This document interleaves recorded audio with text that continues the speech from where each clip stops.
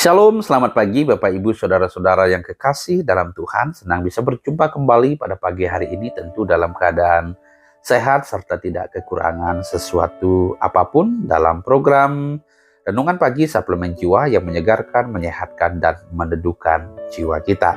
Salam damai sejahtera dari Allah Tritunggal kepada kita semua. Kiranya Tuhan melimpahi kita dengan segala kebaikan dan kekayaan kasih karunia-Nya, sehingga oleh belas kasihan-Nya kita boleh melakukan aktivitas dan pekerjaan kita pada hari ini.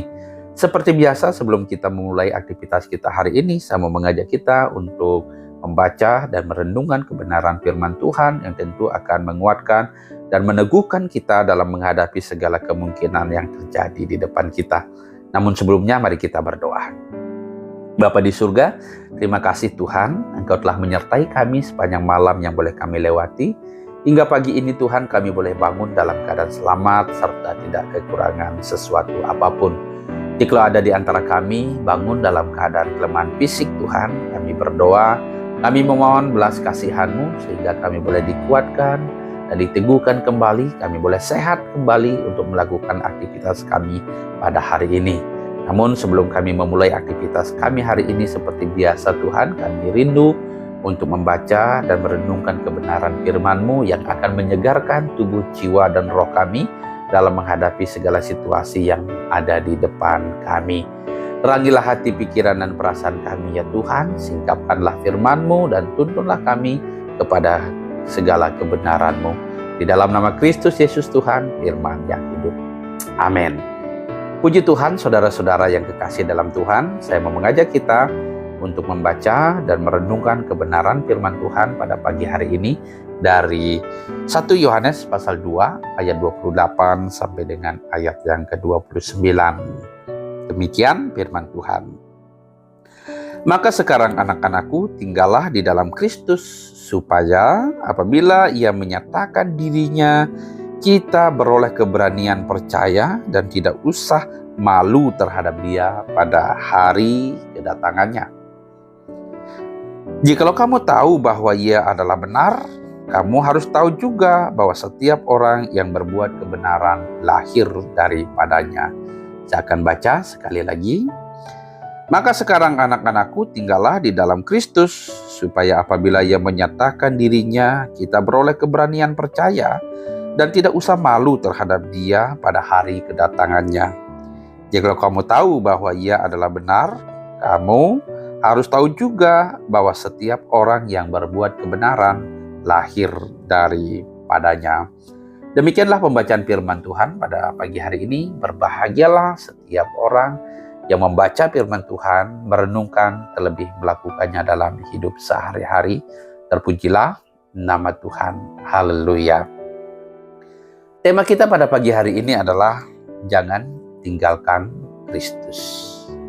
Tentu ada risiko ketika kita meninggalkan Kristus. Walaupun mungkin nampaknya untuk saat ini aman-aman saja. Ini menjadi tantangan yang besar bagi setiap orang yang percaya kepada Tuhan agar tetap berpegang teguh kepada keyakinannya yang benar, yaitu iman kepada Kristus.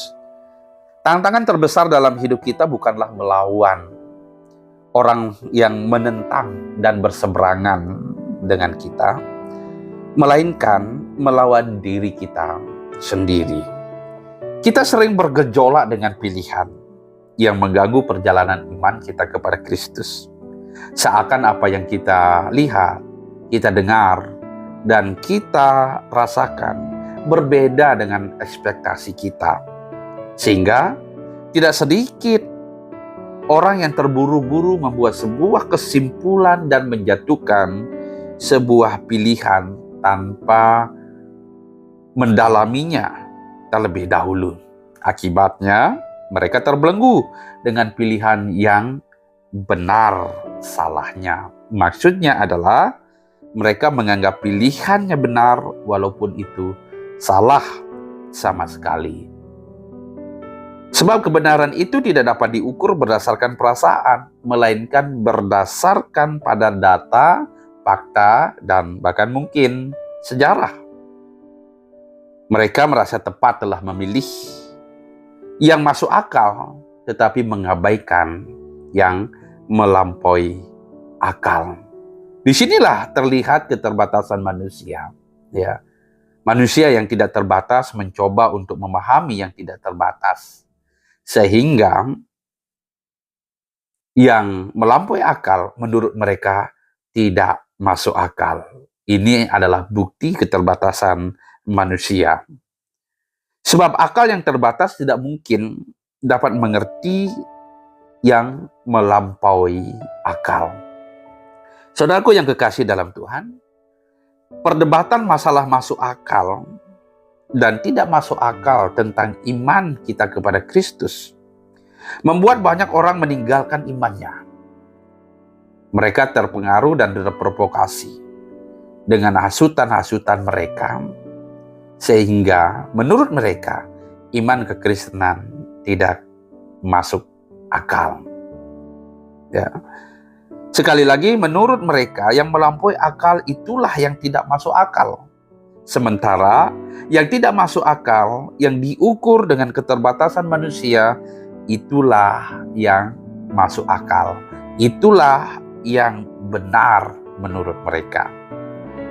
Ini sekaligus merendahkan ketidakterbatasan hikmat dan pengetahuan Allah. Sebaliknya mengagungkan keterbatasan diri sendiri, seakan itulah yang paling benar, paling tepat menurut ukuran dan pandangan Allah.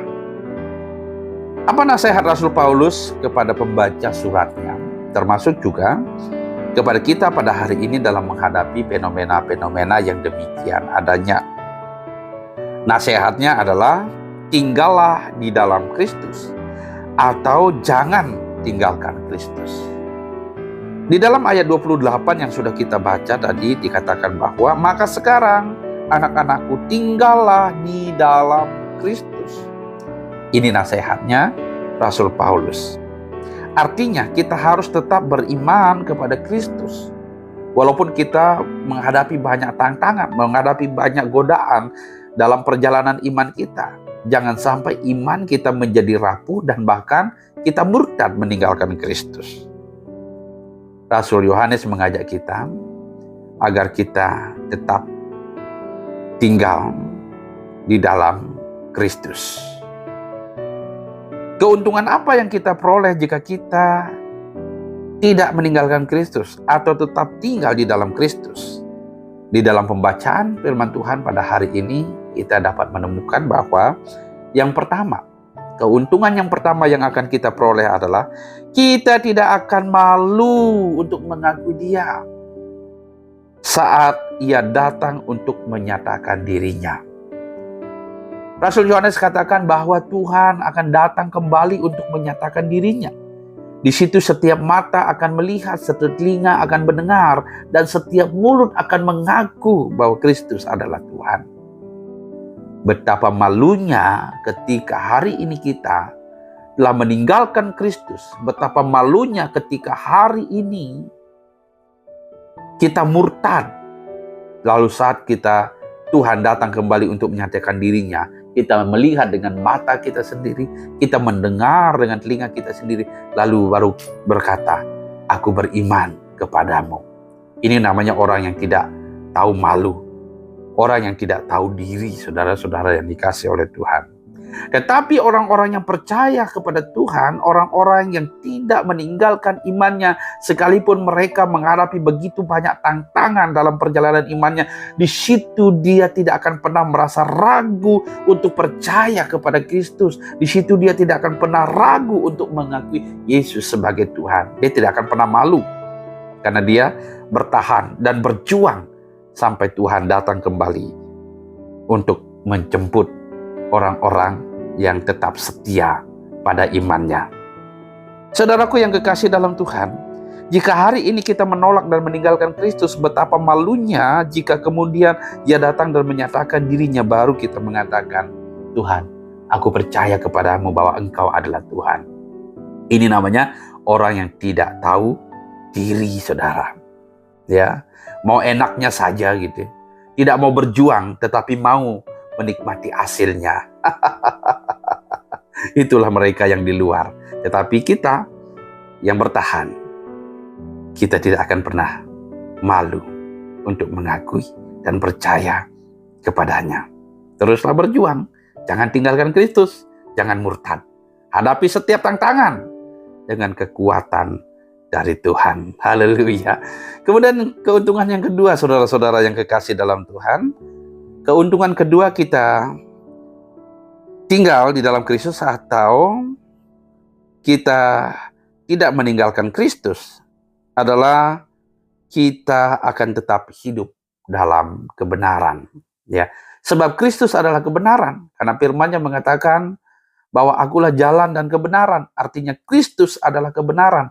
Jadi barang siapa tinggal di dalam Kristus, ia akan tetap berada dalam kebenaran itu sendiri. Di dalam ayat 29 yang kita baca tadi, bahwa jikalau kamu tahu bahwa ia adalah benar, bahwa Kristus benar sesuai dengan pernyataannya, bahwa akulah kebenaran, kamu harus tahu juga bahwa setiap orang yang berbuat kebenaran lahir daripadanya. Jadi setiap kita yang tinggal dalam kebenaran dan kita akan tetap melakukan kebenaran, maka kita ini disebut sebagai anak-anak Allah. Kita lahir daripadanya. Saudara yang kekasih dalam Tuhan, jadi setiap orang yang berbuat kebenaran itu lahir dari Allah. Artinya kita disebut sebagai anak-anak Allah. Sebagai anak, kita memiliki hak dan bagian dalam kerajaannya. Bukankah ini yang kita tunggu-tunggu? Bukankah ini yang kita nanti selama kita hidup? Bahwa kita akan hidup bersama-sama dengan Tuhan dalam kerajaannya. Jadi kalau kita tidak menjadi anak, ya kita tidak akan pernah mendapat warisan. Jika kita tidak menjadi anak, kita tidak akan mendapat bagian dalam keluarga. Dalam keluarga Allah, dalam konteks iman kepada Kristus. Oleh karena itu, saudara-saudara yang dikasih oleh Tuhan, tinggallah di dalam rumahnya. Artinya, tetaplah beriman kepada Kristus. Agar kita disebut sebagai anak-anak Allah, kita berbuat kebenaran, dan kita mendapatkan hak atau memperoleh hak untuk mendapat bagian dalam kerajaannya. Saudaraku yang kekasih dalam Tuhan, banyak orang yang telah meninggalkan Kristus karena menganggap yang melampaui akal itu tidak masuk akal. Mereka itu adalah orang-orang yang akan kecewa. Sekali lagi, mereka itu adalah orang-orang yang akan kecewa dan menyesal selamanya. Tentu kita tidak mau kecewa dan menyesal selamanya, kan? Ya. Kalau kita tidak mau kecewa dan menyesal selamanya, tetap bertahan dalam iman kita kepada Kristus, apapun tantangannya. Ya.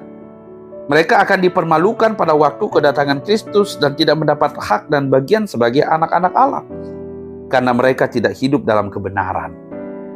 Mau tinggalkan Kristus sekarang? Atau mau tetap bertahan? Bersiaplah untuk malu kalau kita tinggalkan Kristus. Kecuali kalau kita tidak tahu malu. Tetapi keadilan Allah akan tetap dinyatakan. Siapa yang berhak menerima bagian dalam kekekalan, dan siapa yang akan dihukum. Demikianlah pembacaan firman Tuhan dan renungan kita pada pagi hari ini. Kiranya Tuhan menolong dan memberkati kita, tetap teguh beriman kepada Tuhan. Apapun tantangannya, Tuhan Yesus adalah jawabannya. Tuhan Yesus sudah menjamin kita ketika kita tinggal di dalam Dia, kita tidak akan dipermalukan dan kita akan tetap hidup dalam kebenaran dan menerima bagian dalam kerajaannya sebagai anak-anak Allah. Mari kita berdoa, mengucap syukur untuk firman Tuhan, dan mohon pimpinan Tuhan sepanjang hari yang akan kita lalui ke depan. Mari kita berdoa. Bapa di surga, terima kasih untuk firman-Mu yang sudah kami dengarkan pada pagi hari ini. Kiranya Tuhan menolong dan memberkati kami, sehingga firman-Mu terus mengingatkan kami untuk kami tinggal di dalam Kristus. Tantangan terlalu banyak ya Tuhan, untuk membawa kami melangkah mundur meninggalkan Engkau. Tetapi kami yakin dan percaya bahwa Roh Kudus akan memberikan kekuatan bagi kami dan meneguhkan keyakinan kami, sehingga kami tidak goyah dalam menghadapi setiap tantangan-tantangan yang ada di depan kami yang berusaha untuk melemahkan iman kami. Kami mau tinggal di dalam Kristus supaya kami mendapat bagian dari apa yang sudah Tuhan siapkan bagi setiap orang yang percaya kepada Engkau pada saat Engkau datang kembali menjemput saleh-salehnya. Terima kasih ya Tuhan, kami berdoa kepadamu pada hari ini. Kami serahkan totalitas kehidupan kami sepanjang hari yang akan kami lalui dalam semua aktivitas dan pekerjaan kami. Tuhan menuntun kami, Tuhan menyertai kami, pegang langkah kami, dan arahkan kaki kami melangkah seturut dengan kehendak-Mu. Di dalam nama Kristus Yesus Tuhan, kami berdoa dan mengucap syukur. Haleluya. Amin.